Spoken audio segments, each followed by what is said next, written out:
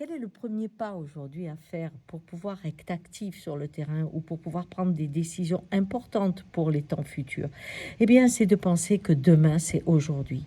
Chaque fois que vous dites, oh là là, demain, ça va être terrible, il y aura ça, etc., tu vas voir. Non, c'est pas le futur, c'est aujourd'hui. Vous avez besoin de combien de schémas d'alerte pour comprendre?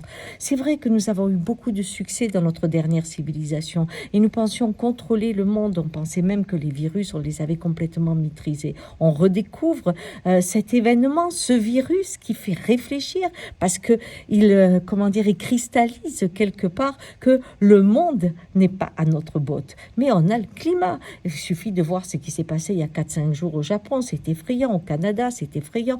L'Espagne qui va arriver à 50 degrés, nous qui peut après une saison de pluie là de 3 semaines, on nous annonce une sécheresse. On sait bien que ça a changé et c'est pas un épiphénomène. On est rentré dans le changement. Demain, c'est aujourd'hui. Voilà le mantra qu'il faut se mettre. Et c'est compliqué parce que nous sommes une société qui vivons tout le temps dans le futur. Ce qui fait que quand vous avez des alertes, que ce soit au niveau de votre santé, que ce soit au niveau de votre couple, il faut vraiment, vraiment que ça craque pour que vous entendiez ce qui se passe.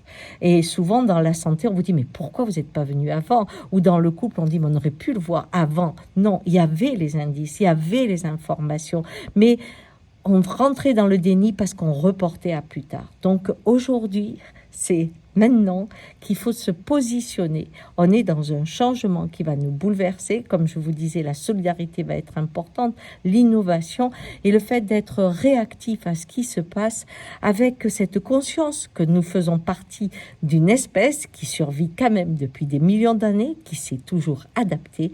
Alors retrouvons la magie de nos capacités adaptatrices pour pouvoir traverser cette épreuve dès aujourd'hui.